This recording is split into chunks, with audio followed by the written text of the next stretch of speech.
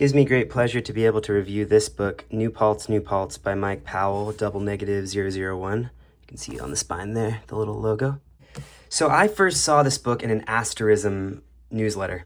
You remember that small press distribution went under, and then there was Asterism Books is now what everyone does. And in one of these newsletters where they have a bunch of books, I saw the cover for New Paltz, and I was like, that looks really good.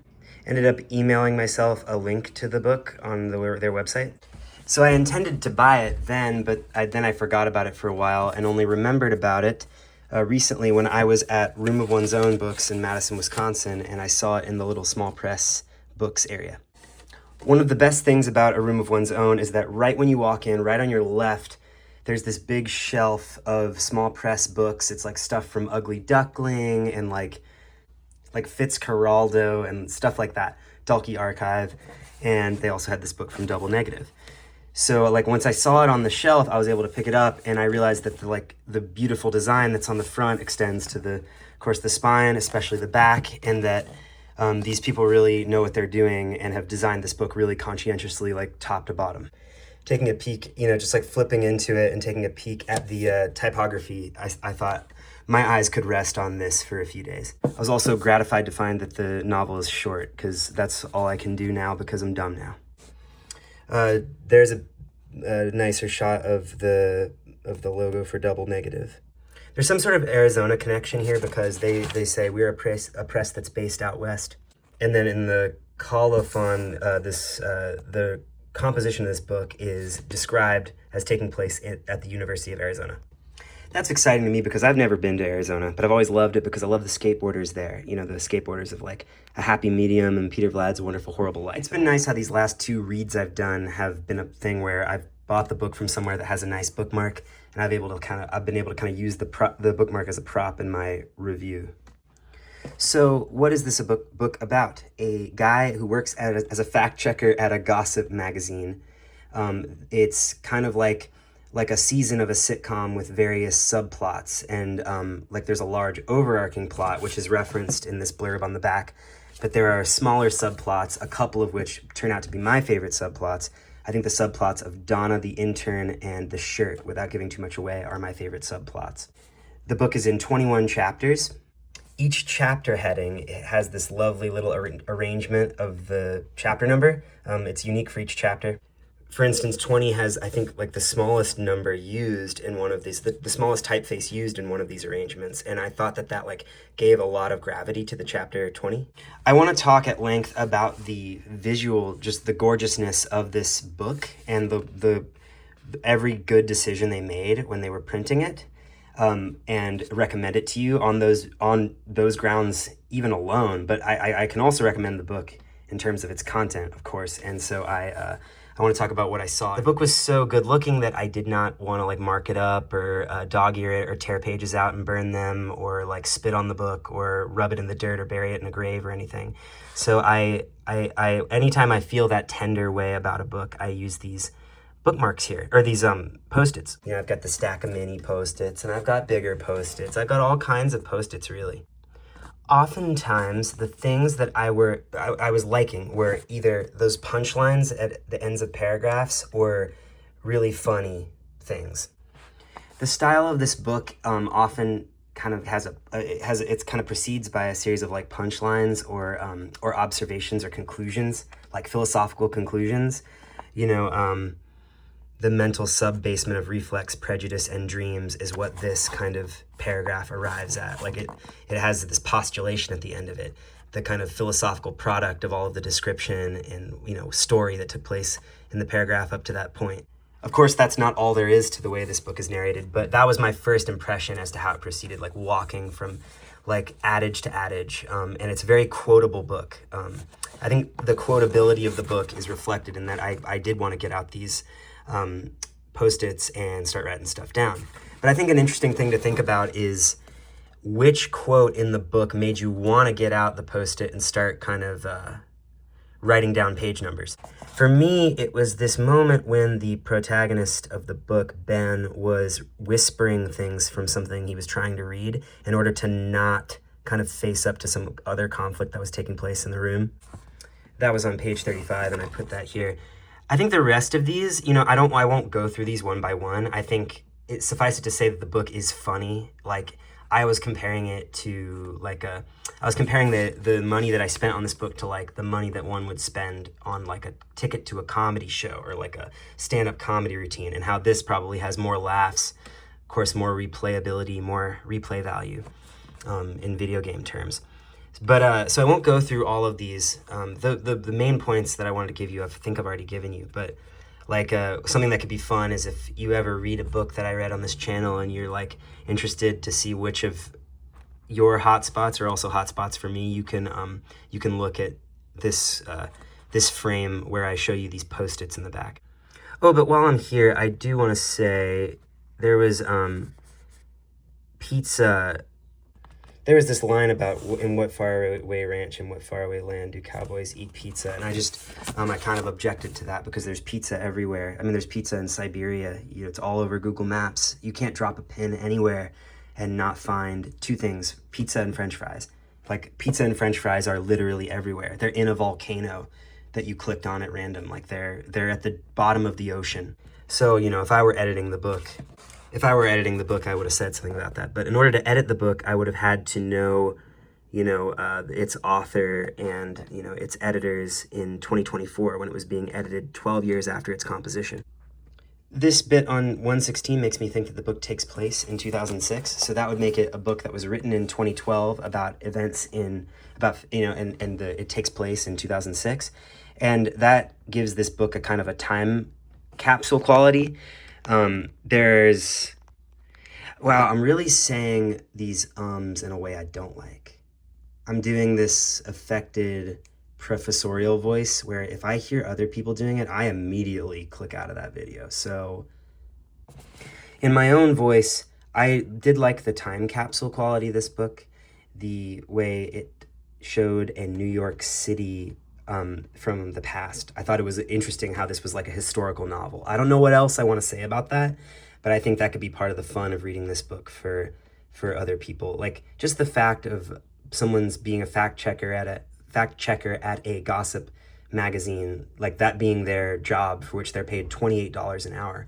Like, that is that feels like a cool bit of a time capsule. Like, there's just other things, maybe phrases and situations that feel time capsule-y. But then there's also just the majority of the book is just a great imaginative product. This press likes unique, imaginative books, weird fictions, I feel like. I mean, that's very reductive. They have a whole kind of statement of purpose on their website about what they like. So this is on the vision portion of their website. This book contains outsiders or people who feel themselves outliers. It is a philosophical book, as I've said. It's full of philosophy. It's full of experimental. I mean, this book leaves itself open to experimentation and in that sense. And it does mark a significant shift from the writer's other output, because I think the writer is like a critic and or like an essayist and other, like, I don't know. I don't think that he like writes novels like this all the time.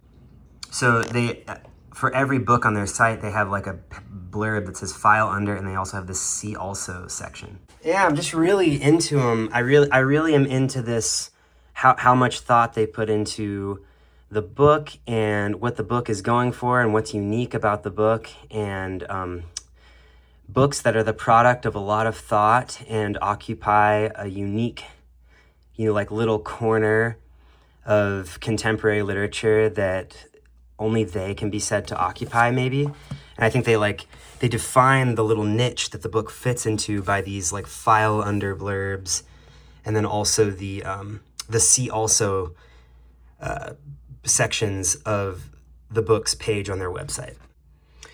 I also want to say that the book is kind of it's kind of peaceful in feel. I like books that bring a little bit of peace to my mind, and this book did that. It's not super fast-paced, even though many of the chapters, especially the earlier chapters, are quite short. I thought that the book was paced well. It was paced according to my taste, in that like episodes were not long-winded, and yet I got like a nice kind of scattering of them, and I thought that they were there was something peaceful about the way that they were described. There's a kind of humor that I think of as a Graberian humor, like a David Graeber bullshit jobs humor, which is basically, I'm trying to define it. It's an academic description of some aspect of the modern working world that the author knows is funny but writes coldly as though they don't know it's funny. Revised definition with additional reading.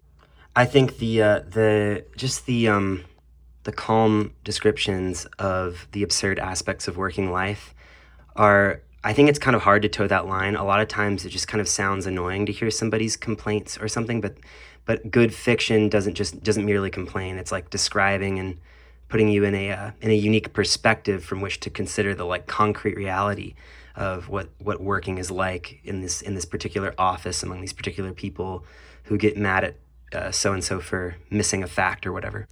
Or a world where somebody starts a bingo themed rave bar or something. That's another subplot of this book that I like a lot.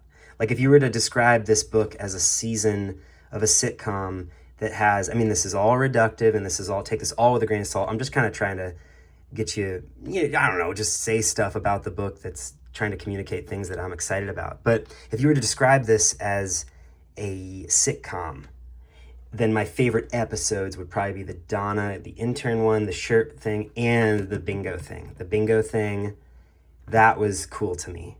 Damien is the character who has the bingo thing. There's lots to like in this book, is my point. And then that brings me to like where I wanted to close. I did not want to lead with this because I wanted to let you know, if you don't stick around very long, that the book is totally worth reading, and not just because it has, pretty typography, but like, I love the cover of this. It's in conversation with like vintage contemporaries, and that's not a guess of mine. There's this bit on the back about what inspired the design of this book, and just take a look at that. Like, vintage contemporaries is on there, but then there's some stuff that I've never seen before, and it leads to this really unique thing. I know of a high school where their mascot is the Purgolders, and this is a very Purgold affair. Everyone I showed the cover to is really interested in it. Liked it a lot. I liked the elephant tone of this gray. I thought it was a really nice elephant tone. I thought they really calibrated the yellow right here. Yellow is said by many people to be the color with the most range. I know Daniel Klaus has said that it's a color with like insane range. It can make you sick, it can make you really happy, it can make you relieved. And I think they dialed in the yellow really right here. I loved the whimsy of the back of this, not just like a 90s thing, but like a 90s, CD-ROM kind of thing, but not overdone somehow. I feel like I'm really sensitive to people overdoing it or them doing it in some tasteless way, and I just feel like they really like toe a line here, and it's really, really well done.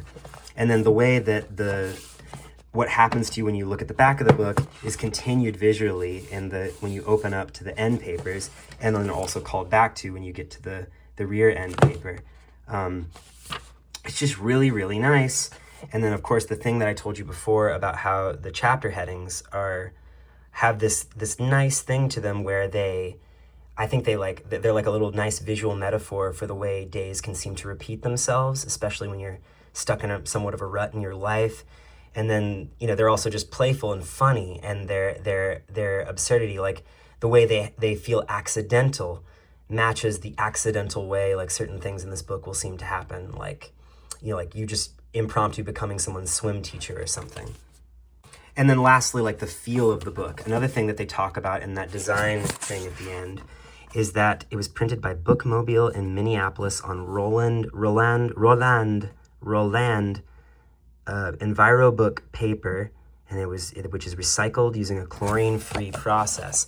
And I just think Bookmobile and this paper did a really good job of like capturing the exact paperback experience that I seek. So if that's at all interesting to any of the viewers of this video, then just note that. Anyway, I'm sorry I've been so kind of forceful about this book. I've just been really dying to talk about it all day, and I'm just excited to finally get to talk about it. It was really cool to see a book in the Asterism newsletter have this long kind of relationship of like, should I get it, should I not? And then to actually have the stockist, A Room of One's Own, make that marriage happen where the person who was thinking about the book finally just had it nearby and just was able to impulse by it, along with some books in the Chronicles of Narnia. If you happen to get this far in the video, earlier I said that the book proceeds by like paragraphs that are punctuated by something that it feels like a punchline. They don't all feel that way. I think that's really reductive, but there were stretches in the book where I got that feeling that the book was proceeding that way, and that's just a totally neutral observation. In fact, it's a style that I like. I like somebody kind of squeezing the juice out of the paragraph. That's kind of a gross way of saying it, but like, you know, getting to a cool conclusion by the end of it, really taking it as far as they can. You know, not just making it so like, oh, okay, I saw this image and I just saw the image. It's like you saw the image and you also got the feeling or the thought of that image that the author took from it. Like that's kind of a haiku, you know, it feels like haiku or something where like you don't just get the image, but you get the reflection of the author's, the impression that image made on the author. And I think that this book delivers a lot of that, and I think that's a good thing.